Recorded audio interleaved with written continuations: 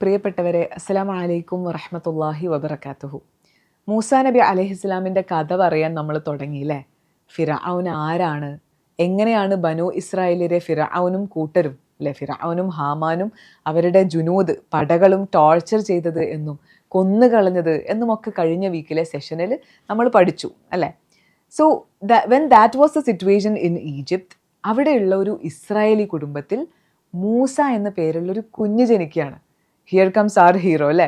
മൂസ അലൈഹിസ്സലാം ആ സമയത്ത് ജനിക്കുക എന്ന് പറഞ്ഞാൽ എത്രമാത്രം പേടിപ്പെടുത്തുന്ന, എത്രമാത്രം ഭയാനകമായ ഒരു സിറ്റുവേഷനിലാണ് മൂസ അലൈഹിസ്സലാം ജനിക്കുന്നത് എന്ന് ആലോചിച്ച് നോക്കൂ.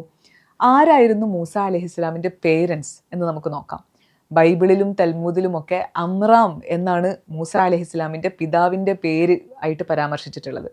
ഖുർആനിൽ ഇമ്രാൻ എന്നാണ് ഉച്ചരിച്ചത് എന്ന് നമുക്ക് കാണാൻ സാധിക്കും.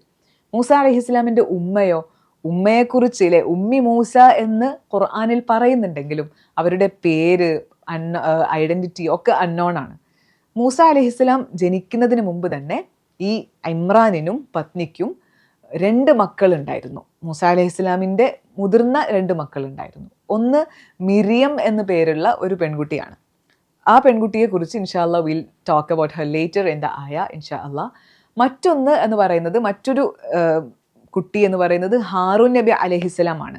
മൂസ അലൈഹിസ്സലാമിൻ്റെ മുതിർന്ന സഹോദരനായിട്ടുള്ള ഹാറൂൻ നബി അലൈഹിസ്സലാം. അപ്പോൾ ഇങ്ങനെ ഒരു പ്രശ്നം, യുദബ്ബിഹു അബ്നാഅഹും, നമ്മൾ പറഞ്ഞില്ലേ, ഇസ്രായേലി വംശത്തിലെ ജനിക്കുന്ന ആൺകുട്ടികളെയൊക്കെ കൊന്നുകളയുക എന്നുള്ളൊരു പ്രശ്നം ഉണ്ടാകുമ്പോൾ പിന്നെ എങ്ങനെയാണ് ഹാറൂൻ നബി ഉണ്ടാവുന്നത്? അപ്പോൾ ഹാറൂൻ അലൈഹിസ്സലാം ജനിക്കുന്ന സമയത്ത് ഈ സമ്പ്രദായം മിക്കവാറും നിലവിൽ വന്നിട്ടുണ്ടാവില്ല. അതുകൊണ്ടാണ് അദ്ദേഹം രക്ഷപ്പെടുകയും ബാക്കിയാവുകയും റിമെയിൻ ചെയ്യുകയും ചെയ്തിട്ടുള്ളത്. പക്ഷേ ഈ ഒരു സമ്പ്രദായം, ആൺസന്തതികളെ കൊന്നുകളയുക എന്ന സമ്പ്രദായം ഫുൾ ഫോഴ്സിൽ തന്നെ അപ്ലൈ ചെയ്തുകൊണ്ടിരിക്കുന്ന ഒരു സമയത്താണ് മൂസ നബി അലൈഹിസ്സലാം ജനിക്കുന്നത്. So what does Quran says about the birth of Musa അലൈഹിസ്സലാം? ഈ ഒരു സംഭവം, മൂസ അലൈഹിസ്സലാം ജനിക്കുന്നു, ഉമ്മ ആ മോനെ പുഴയിലേക്ക് ഒഴുക്കുന്നു, ഈ സംഭവങ്ങളൊക്കെ ഖുർആൻ എങ്ങനെയാണ് പറയുന്നത് എന്ന് നമുക്ക് കേട്ടു നോക്കാം.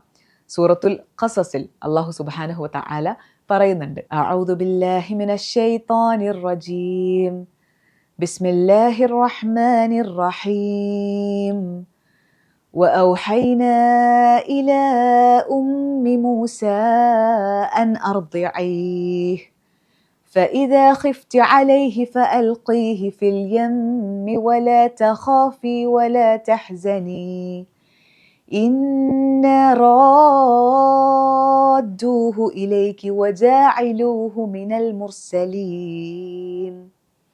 صدق الله العلي العظيم. وأوحينا إلى أم موسى. വഅൗഹൈന, നാം വഹി നൽകി എന്നാണ് യഥാർത്ഥത്തിൽ അർത്ഥം. ഇവിടെ നാം വെളിപാട് നൽകി. ഇലാ ഉമ്മി മൂസ, മൂസ അലൈഹിസ്സലാമിൻ്റെ മാതാവിന്. അപ്പം മൂസ അലൈഹിസ്സലാമിൻ്റെ മാതാവിന് വെളിപാട് നൽകി, വഹി നൽകി. ഹിയർ ഇൻ ദ സെൻസ് അല്ലാഹു സുബ്ഹാനഹു തആല സജസ്റ്റഡ് ടു മൂസ അലൈഹിസ്സലാം.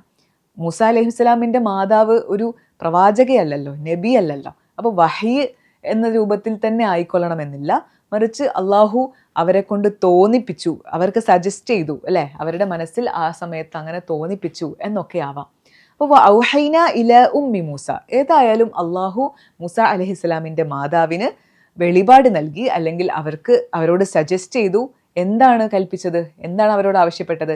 അൻ അർദിഇഹി, മൂസ അലൈഹിസ്സലാമിന് ആ കുഞ്ഞിന് മുലയൂട്ടാൻ വേണ്ടിയിട്ട്, ആ കുഞ്ഞിനെ കെയർ ചെയ്യാൻ വേണ്ടിയിട്ട്, മൂസ അലൈഹിസ്സലാമിനെ പാലൂട്ടാൻ വേണ്ടിയിട്ട് ഈ മാതാവിനോട് കൽപ്പിക്കുകയാണ്.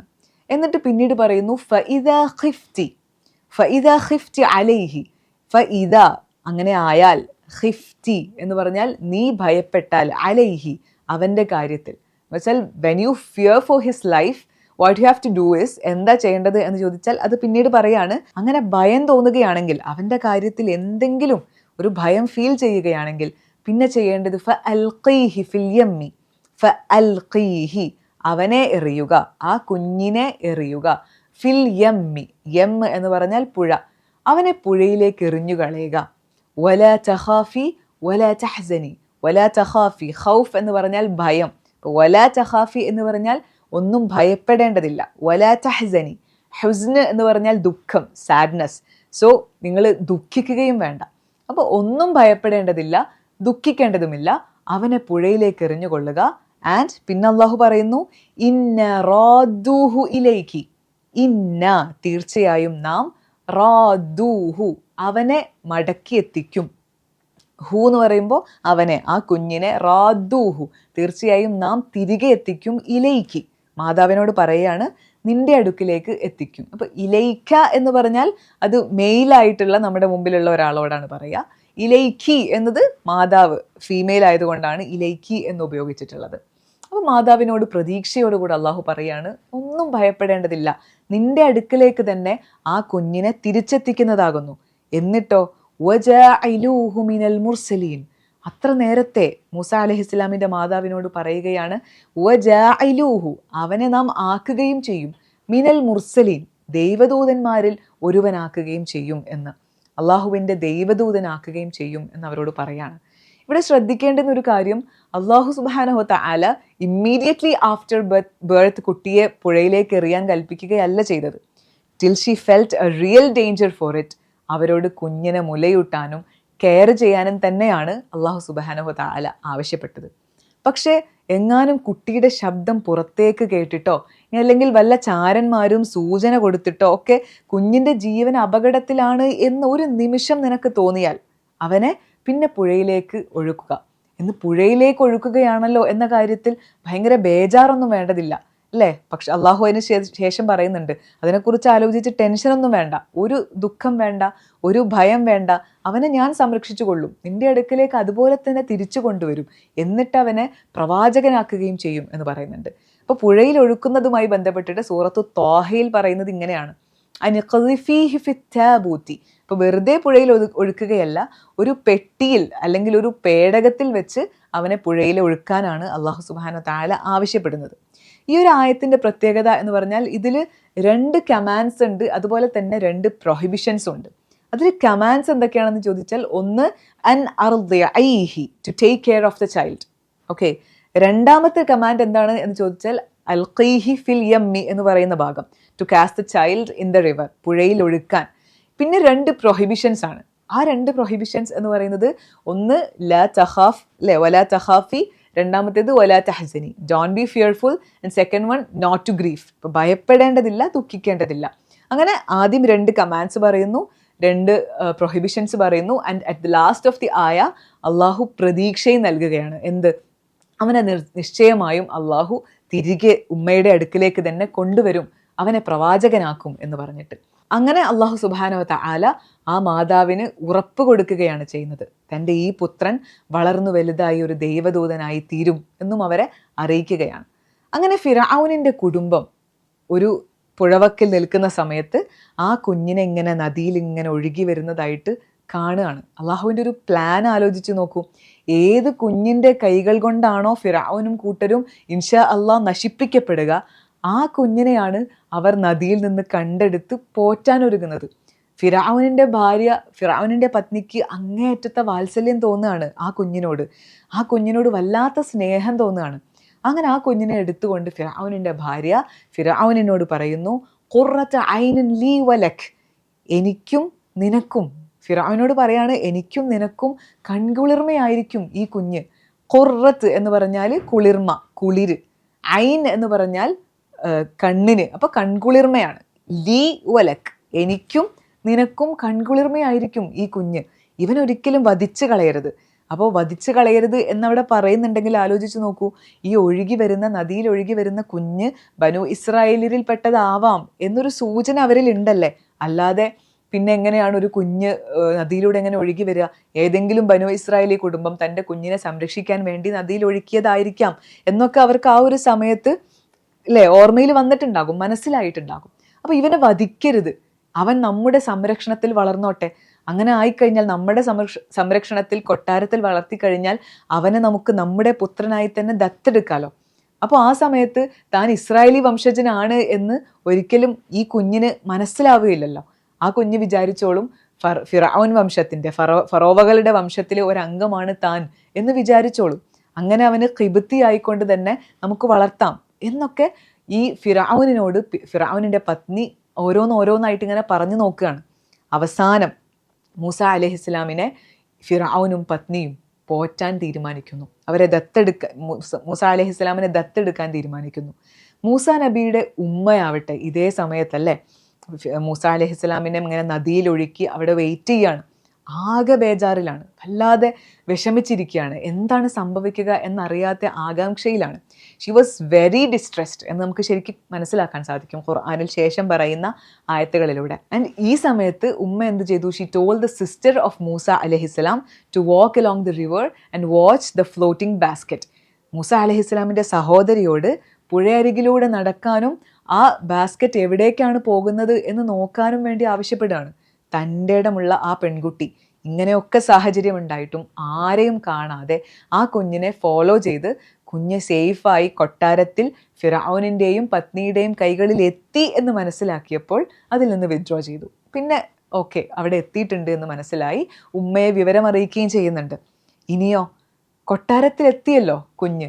ഈ കൊട്ടാരത്തിലെത്തിയ കുഞ്ഞിന്, ഈ പുതിയ കുഞ്ഞിന് ആരാണ് ഫീഡ് ചെയ്യുക? ആരാണ് മുലയൂട്ടുക? ആരാണ് വളർത്തുക?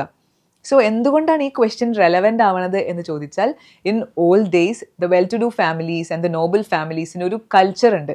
Generally they use to entrust their children to nurses for bringing അപ്പിന് മാത്രമല്ല, വളർത്താൻ വേണ്ടി മാത്രമല്ല, മുലയൂട്ടാനും പിന്നീട് അങ്ങോട്ട് ആ കുട്ടിയുടെ ഒരു നിശ്ചിത സമയം വരെ, നിശ്ചിത വയസ്സ് വരെ ആ കുട്ടിയെ ടേക്ക് കെയർ ചെയ്യുന്നതൊക്കെ ഈ നഴ്സസ് ആയിരിക്കും. നമുക്ക് പ്രവാചകൻ സല്ലല്ലാഹു അലൈഹി വസല്ലമയുടെ കാലത്തും ആ രീതി ഉണ്ടായിരുന്നു എന്നറിയാം അല്ലേ. റസൂലിനെ ഹലീമ ബീവിയുടെ അടുക്കലേക്കാണ് പറഞ്ഞേക്കുന്നത്.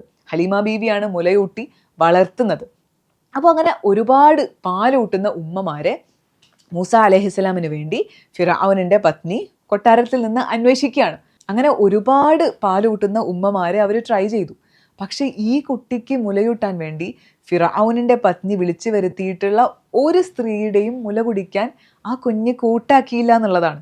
അവരിൽ നിന്നൊക്കെ മൂസ അലൈഹിസ്സലാം മുഖം തിരിച്ചു കളഞ്ഞു. ആ സമയത്താണ് മൂസ അലൈഹിസ്സലാമിൻ്റെ സിസ്റ്റർ ഉണ്ടല്ലോ, ആ പെൺകുട്ടി കൊട്ടാരത്തിലേക്ക് വരികയും ഇവിടെ കൊട്ടാരത്തിൽ വന്ന് പറയുകയും ചെയ്തു, എനിക്കൊരു നല്ല മുലയൂട്ടുകാരിയായിട്ടുള്ളൊരു സ്ത്രീയെ അറിയാം, അവരെന്ത് ചെയ്യും, ഈ കുട്ടിയെ വളരെ കാരുണ്യത്തോടു കൂടെ നോക്കിക്കൊള്ളും എന്ന് പറയാണ്. ആരെക്കുറിച്ചാണ് പറയുന്നത്? മൂസയുടെ സ്വന്തം മാതാവിനെ കുറിച്ചാണ് പറയുന്നത്. അങ്ങനെ ആ രൂപത്തിൽ അവിടെ അത് അംഗീകരിക്കപ്പെടുകയും അള്ളാഹു മൂസ അലൈഹിസ്സലാമിനെ തൻ്റെ ഉമ്മയിലേക്ക് തന്നെ തിരിച്ചെത്തിക്കുകയും ചെയ്യാണ്.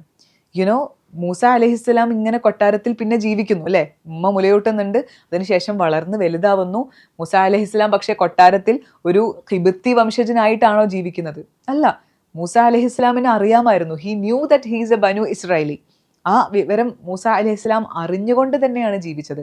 ഫിറഔൻ കുടുംബത്തിലെ ഒരു മെമ്പർ അല്ല താൻ എന്ന് അറിയാമായിരുന്നു. ഫുൾ ഫ്ലെഡ്ജ്ഡ് ഇസ്രായേലൈറ്റ് ആയിട്ട് തന്നെയാണ് മൂസ അലൈഹിസ്സലാം ആ കൊട്ടാരത്തിൽ വളർന്നത്. അല്ലാതെ ഫിറഔനിൻ്റെ ഒരു ഓമന പുത്രനായി രാജവംശജനായി കൊണ്ട് മാത്രമല്ല മൂസ അലൈഹിസ്സലാം വളരുന്നത്. അള്ളാഹു സുബ്ഹാനഹു വ തആല മൂസ നബിയുടെ ഉമ്മയ്ക്കൊരു വാഗ്ദാനം കൊടുത്തിരുന്നു അല്ലേ, തിരിച്ചെത്തിക്കും, മൂസ അലൈഹിസ്സലാമിൻ്റെ മാതാവിൻ്റെ അടുക്കിലേക്ക് ആ കുഞ്ഞിനെ തിരിച്ചെത്തിക്കുമെന്ന്.